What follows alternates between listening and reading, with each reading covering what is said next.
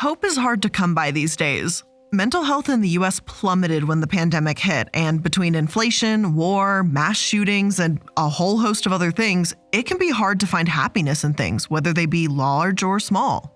Maybe you find comfort escaping in a book or hanging out with friends.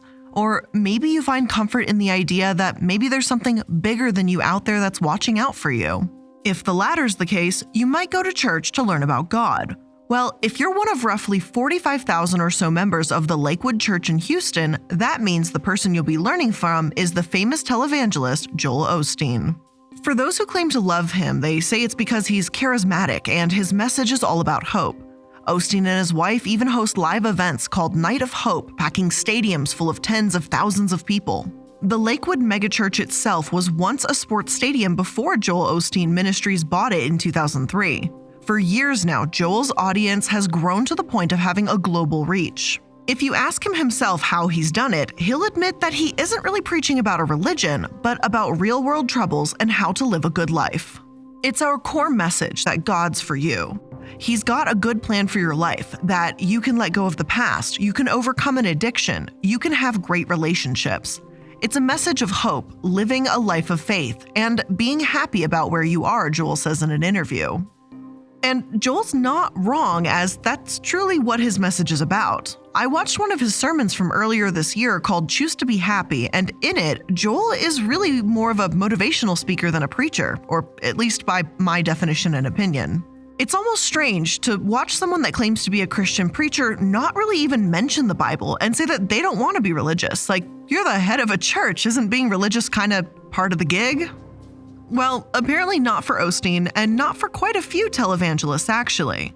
This motivational style of speaking is something that I've heard before, even if I'm not sure that it's ever sounded so generic. Throughout the sermon, Joel said that you should wake up with the attitude of being happy in a dozen different ways. Think more happy thoughts. He insists, don't dwell on the negative. Maybe I'm jaded, but to me this just kind of sounds like a motivational Pinterest quote being recited on loop for a half an hour. Like, if this helps you, that's absolutely fine, there's nothing wrong with that, but to me it's just really hollow.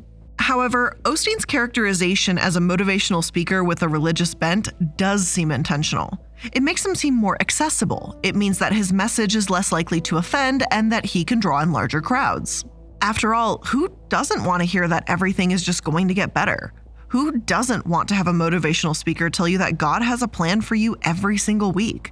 Without a doubt, there is something reassuring about that to a lot of folks. Success argues that this is by design. He doesn't say Satan or evil, but instead says things like the enemy, so that his audience can attribute their struggle, no matter what it is, to this enemy role. He also intentionally avoids saying hell or sin whenever possible.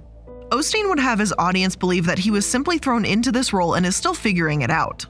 His parents, John and Dodie, started Lakewood in the 1950s, and 30 years later, Joel told his parents that he wanted to start to broadcast the sermons on television. Their audience grew despite Joel's father being a bit more traditional, and Joel learned just about everything there was to know from the lighting, the sound, and behind-the-scenes work of televangelism. "Daddy, I'm not a preacher. You preach and I'll make you look good," is how Joel put it. Then in 1999, his father became ill, and Joel agreed to take over for him one Sunday. That 1 week turned into having to take over completely, as his father unfortunately passed away. Joel states, "I did my best. I didn't know what I was doing. Heck, I barely do now." But is that entirely true? Joel is heavily involved with pre-production in his shows, and he knows how important production value is to the people that watch at home.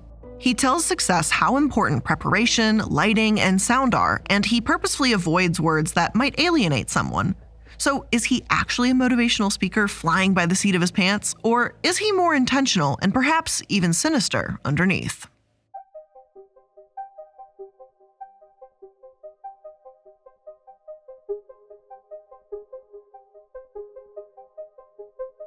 Hello everyone, and welcome to the Corporate Casket. I'm the Illuminaughtii, and today we're talking about Joel Osteen. Now, his attempt at being inoffensive at all cost has meant that Osteen doesn't seem to stand for, well, much of anything. I understand wanting to be accessible or neutral. Some people don't want to stir the pot, and that's just fine. But at the same time, when a blatant injustice is being done, it's important to call that out and speak up for what's right, especially when you have a large audience looking to you for guidance. Osteen, however, doesn't seem to get this message at all, and allow me to go on a bit of a rant for a moment to explain. Now, many of you may remember that in 2017, a Unite the Right rally took place in Charlottesville. It had been organized by a pro-white activist to protest the planned removal of a Confederate statue.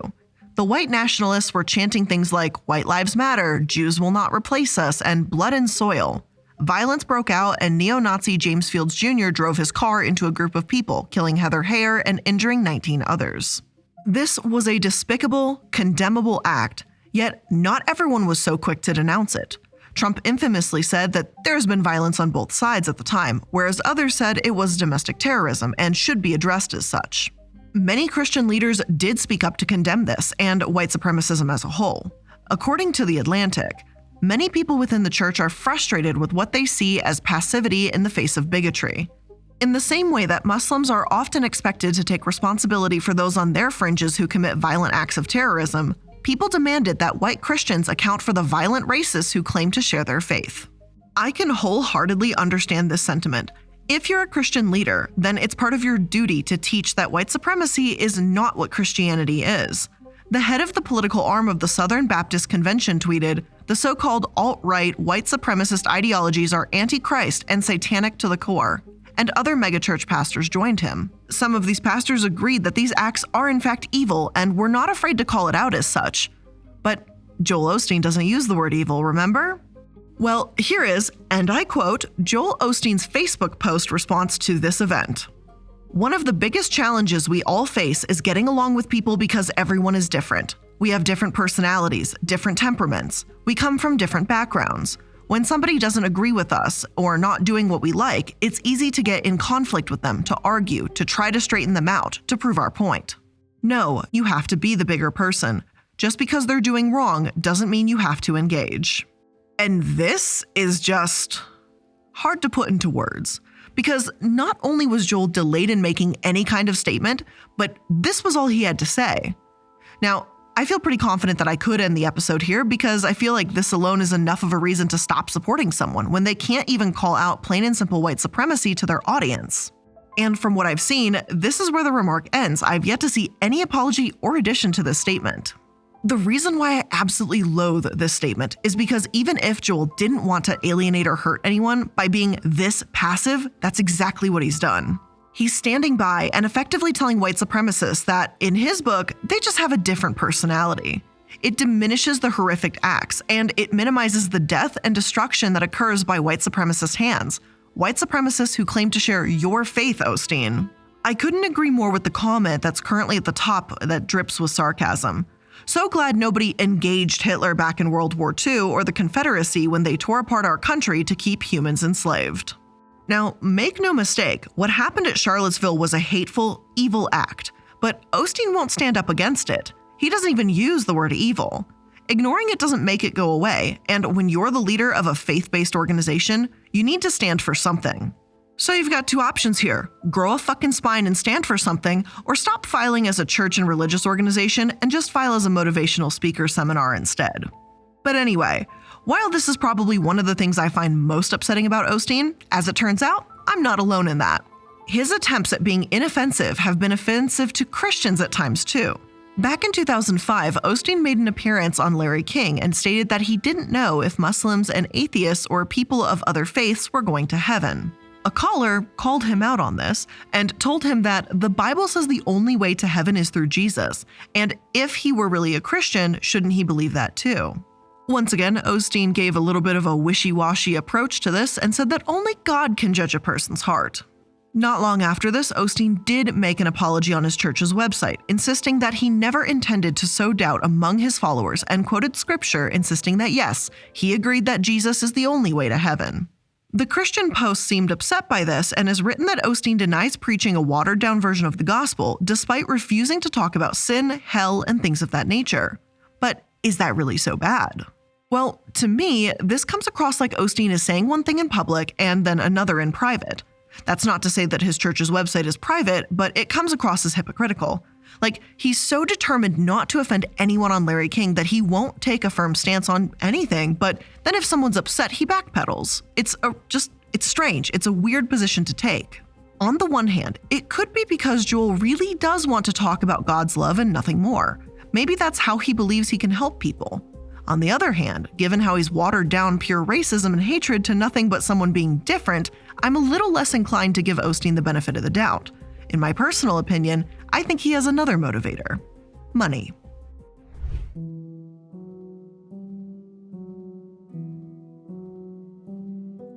In addition to preaching in a motivational style, Osteen also preaches the prosperity gospel. Now, I've spoken a fair bit about the prosperity gospel here before, but let's break it down briefly for those of you who may not be familiar with the concept. The prosperity gospel, also known as the health and wealth gospel or the word of faith movement, is a concept that if you just believe in God hard enough and have enough faith in Him, you'll be rewarded with health and wealth. This ideology has gained a massive following through televangelism and Oral Roberts, a father of the movement, who oversaw a ministry that brought in $110 million in annual revenue at the height of his influence. The Gospel Coalition argues that preachers who support the prosperity gospel will often have an absence of scripture, tensions, and serious doctrines within their teaching. Now, there are individuals and articles that call out Osteen's teaching for being anti-gospel, twisting the Bible to suit his narrative and things of that nature. I'm not going to argue for or against how you view his interpretation of the Bible, and your beliefs surrounding that are up to you. Instead, I want to focus on his objectively wrong teachings, like when Osteen tells his followers that prayer and faith can essentially make them rich. Osteen wrote in his book, Next Level Thinking, quote, "If you do your part, God will do His. He will promote you. He'll give you an increase." Another strange message he promotes is that you should attempt to be around more wealthy people, like saying misery loves company, but in reverse, like if you hang around money, it loves company too, I guess. Joel has told his congregation, quote, "If you're struggling in your finances, get around blessed people, generous people, people who are well off." Osteen does quote scripture as well when he tells his congregation that if they tithe and give offerings, God will pour out a blessing for them. A blessing so powerful that they won't have room to receive all the good things God has in store. Things like promotions, raises, people who don't like them being nice to them suddenly, superpowers, good things happening to them. Okay, I'm kind of kidding about the superpowers, but on a serious note, Osteen won't demand money from you. Instead, he's playing a carefully crafted game of if you give to God, you'll be blessed, making these carefully worded promises to these congregation members. Whether or not all of them listen, I've got no idea, but enough do that Osteen's church brought in $89 million in 2017. Over 90% of that was from church followers, and while some of his members tithe, Osteen's church certainly doesn't. It only spent a measly $1.2 million on charitable causes. How is it that members are told to give whatever they can to God and they'll be rewarded, but the church hoards that wealth? Don't they want to be rewarded by God too? There's been a fair bit of speculation as to where this money goes as well. Osteen used to have a $200,000 salary, which feels excessive, but all right. But he allegedly stopped taking that. Why would he need to when he makes around $70 million between book sales, speaking fees, and his radio show? Of course, the numbers vary depending on what source you go to, and there's not a lot of reputable sources to report on Osteen's wealth. The most recent number that I found estimates that he has around $100 million to his name. And despite all this wealth, he still heavily relied on his congregation to pay for renovations to the church, reminding them that this would be a gift in addition to their tithing. A $105 million renovation, by the way. Some insist that this isn't just excessive, but it's wrong for Osteen to use church money to promote his books. Ultimately, whatever, he writes a book about and he has multiple bestsellers out, that money goes directly into his pocket. So using nonprofit, non-tax congregation money to support his for-profit endeavors doesn't seem ethical to me. Unless the money from his books is going back to the church or towards a charity, this doesn't feel right. I wish I could say more about it and know exactly what those percentages are, but as churches don't have to file this info the same way a for-profit business does, I can't really know for sure what these numbers are. Insider has speculated on what may or may not be true as to Osteen's taxes, writing that though the claims Osteen owns a Ferrari were debunked and debated, he does have to pay taxes on his book income. He and his wife also paid $247,000 in property taxes in 2017, and their home is worth roughly $12 million. Osteen has insisted that there's nothing wrong with being wealthy so long as you put God first. Yet in an interview with Oprah where he reiterates there's nothing wrong with wealth, he says that he's actively trying to be the opposite of a negatively stereotyped televangelist, slick and after people's money. Now, if you're trying so hard to prove that you're not after people's money, why have a $12 million mansion? Just curious. "We don't ask for money, and people send in millions of dollars to help us keep the broadcast on air," he told Oprah, adding that we're big givers. And he is right by technicality. He doesn't downright ask for money. But by preaching the prosperity gospel, he is implying that God will bless his congregation's lives if they bless God by opening their wallets. And I know there are some naysayers out here that are going, but Blair, $1.2 million is a lot to give to charity. And you're right, it is. But it dwarfs in comparison to what the church actually earns. Some sources even place their budget for weekly services at $31.7 million. Night of Hope events are $6.7 million. Administrative is $11.5 million. So is the priority really helping others here? Because those numbers don't really seem in line with each other when you compare it to what the church is actually donating. Well, let's take a look at one of Osteen's most controversial moments to see just how much help his church actually offers. And before we jump into that controversy, let's just take a quick moment to thank today's sponsors. You know what's really great about having your own business? It's being able to do things on your own time, being able to organize things the way you want. But the downside of it is sometimes some of the processes and things you have to do are a little bit cathartic. One of those things is how shipping labels are actually created.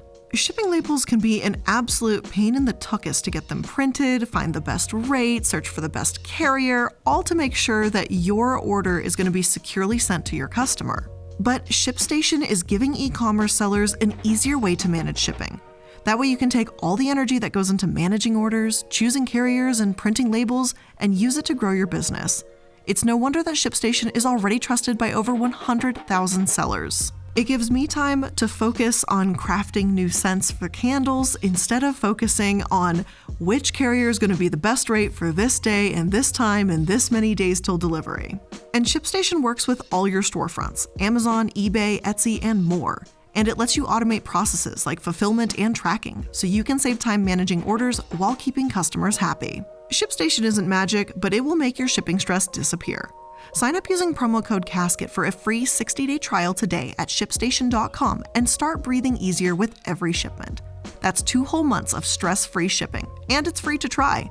Just go to ShipStation.com, click on the microphone at the top of the page, and type in CASKET. ShipStation. Make ship happen. Now, after you've saved all that time on shipping, you're actually going to have time to create some delicious meals. So when your weekdays and nights are jam-packed, EveryPlate will help you get delicious meals on the table without breaking the bank. EveryPlate delivers simple, stress-free recipes that come together in just 6 steps and are ready in around 30 minutes or even less than that.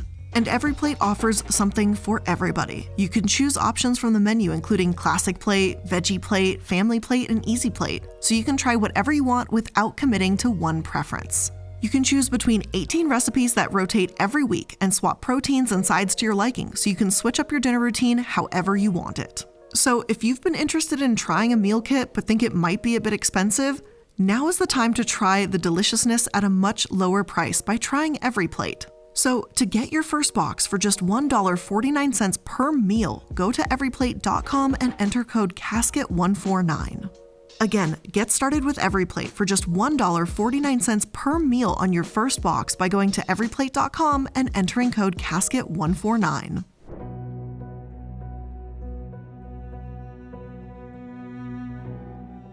Back in 2017, Hurricane Harvey devastated tens of thousands of folks in Texas and Louisiana.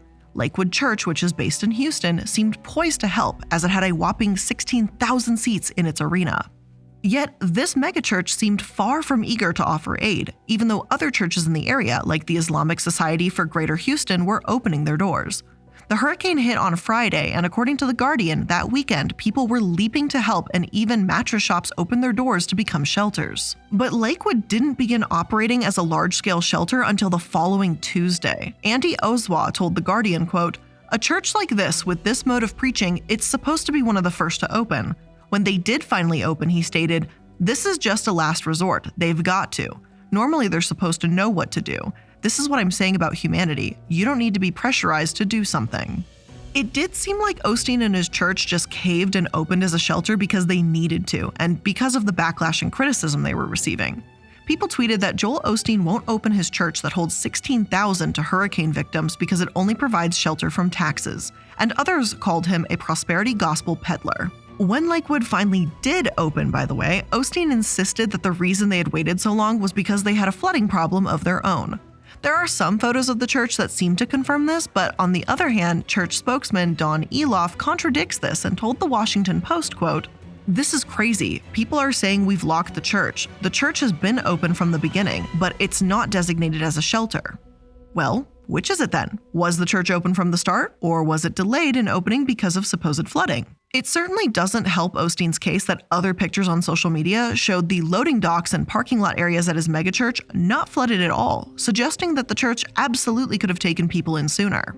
Others stated that Osteen could have taken people into his $10 million home, as he'd certainly have the space to help people out, but he tweeted about offering prayers instead. Imagine surviving through a difficult hurricane, being uprooted, and then the leader of a closed-doors megachurch tells you they're just offering their prayers. Are you insulted yet? Good, because it gets worse. In the aftermath of this very public controversy, Osteen wanted to move on. He claimed to be a victim of misinformation. Just a few weeks after the storm, though, Osteen preached what must have been the most tone-deaf and insulting message to his congregation: to not have a poor old me mentality when bad things happen. And I'm sure that's very easy for Osteen to say in his $12 million home. But when thousands of people suffered through the storm, it did come across as insensitive, to say the least. As he did discuss the church's handling of Hurricane Harvey at the time, he insisted that he was just being precautious. It's not as if this message had a terrible timing either. With Hurricane Harvey still fresh in his mind, Osteen told people to not think poor old me during the midst of their troubles. I can't say I'm surprised, but I'm definitely disappointed. And here's the kicker. You'd think, oh, this is a one-off, like it's bad, it's really shitty, but it can't get worse. But you're wrong. Insert 2021. There were some allegations that Lakewood Church did the same thing just last year in 2021 when Texas faced that winter storm and freezing temperatures. However, news sources such as Reuters claim that these allegations were false, and the Lakewood Church was designated as a warming shelter for those in need. It does seem like Osteen and Lakewood learned a little bit about opening their doors from Hurricane Harvey. Still, when things like this happen, it's hard to know if he changed because he wanted to be more ready to help the community, or if it's because Lakewood didn't want to find itself in the center of another controversy. Unfortunately, the attitude around natural disasters isn't the only thing that has made people wonder if Lakewood really gives a fuck about other people. Pardon my French. In late 2020, it received $4.4 million from COVID-19 federal aid. You know, the Paycheck Protection Program, the PPP. The thing is, Osteen is a televangelist. He already has the means to just broadcast his sermon far and wide and still reach anyone that wants to hear his message. If any church was going to receive this money, in my opinion, it should have been small churches that are genuinely struggling and could potentially use the funds to get equipment they need in order to keep in touch with their congregation. But what makes this all the worse is that Lakewood officials said that they hadn't applied for this loan in the first place. The same spokesperson we heard from a moment ago, David Eloff, told the press, believing the shutdown would only last a few weeks, Lakewood did not initially apply for PPP assistance during the first half of the program. However, as the shutdown persisted month after month, given the economic uncertainty, Lakewood finally applied for the PPP loan and has been able to provide full salaries and benefits, including health insurance coverage for all its employees and their families. And I just find it so freaking hard that Lakewood would have been unable to do this without a PPP loan. Have they so poorly managed their money that they just didn't have any of that money lying around with an annual, $90 million left over? Maybe it's just me. It doesn't add up to me. Wow, you make $90 million a year, yet you couldn't pay your employees' salaries? It's weird to me. Is much of this just Lakewood being one of the worst financial planners I've ever seen? I don't know. But regardless, it's pretty convenient that Lakewood suddenly decided they could afford to pay back the loan once they received criticism. I do want to mention that no, Osteen and Lakewood weren't alone in this. Other megachurches applied for these loans too. While you might say that this is disgusting, others claim that this was simply inevitable. Some articles wrote that even through the potential for government audits that was supposed to curb the abuse, the Trump administration's favor for these churches was quite apparent. Of course, while some call it favor, others may call it downright corruption. The Freedom from Religion Foundation released the audio of 2 phone calls between religious leaders and the White House. In it, these officials secretly worked to give church leaders special access to PPP, ensuring they could receive top dollars from U.S. taxpayers. I highly recommend that you check out the FFRF article and phone calls if you feel like banging your head against the wall for a couple hours, because that's what I did. Now, the thing is, as much as I dislike Osteen for taking advantage of this corrupt system, I will admit that seeing this evidence from FFRF makes it seem like a case of don't hate the player, hate the game. What I really dislike more than Osteen and Lakewood and any other televangelist church are the laws that we have surrounding televangelism and the special treatment these megachurches receive.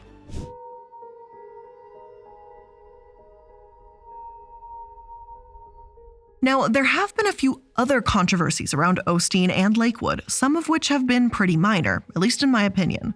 For instance, when Osteen's son graduated from the University of Texas, they posed doing a hook'em horn sign or a longhorn football hand signal, and that made people say that he was putting on devil horns, which I think is kind of stupid, but hey, people like to be, upset. In another more serious incident, a church representative allegedly grabbed a child safety seat with an 18-month girl in it and threw the seat off of a church pew. The representative fled the scene after the child landed face first on the floor, suffering bodily injury, and the case was supposedly settled for $15,000. I don't blame Osteen or the church itself, as there's not a lot of information here, so I don't know if this was malicious, an accident due to a lack of training, or anything of that nature. Although I don't know how you could train that level of common sense into someone if it wasn't already there. Maybe that's mean of me to say, but I know people don't like it when I bring up that I don't like children, but it's not hard as someone who doesn't like children and doesn't want them to be like, hey, wow, that's like an 18-month-old baby. You know what I shouldn't do? Fucking chuck it across a floor? I don't know why that's not common sense. But I digress. Now, the reason people seem to have so many mixed feelings about Osteen isn't for any one particular instance, though. Instead, it seems to be what he stands for. An Inc. contributor wrote that even though Osteen has chosen to be a man of God and speak Jesus' gospel, he doesn't live a life that Jesus would choose.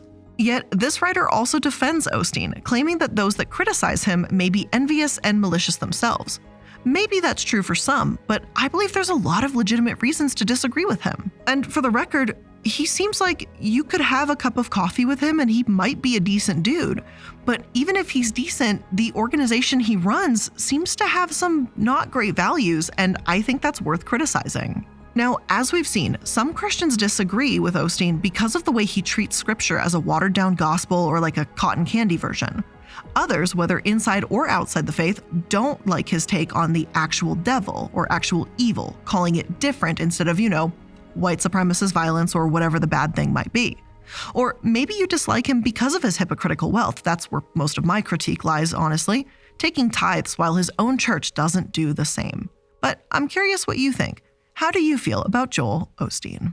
And with that being said, that is where we're going to end today's episode of The Corporate Casket. I hope you learned something new here today, and if you did, make sure that you're liking, following, and subscribing to stay up to date on all the latest episodes. I really appreciate you tuning in with me today, and as always, I'll see you in the next one. Take care.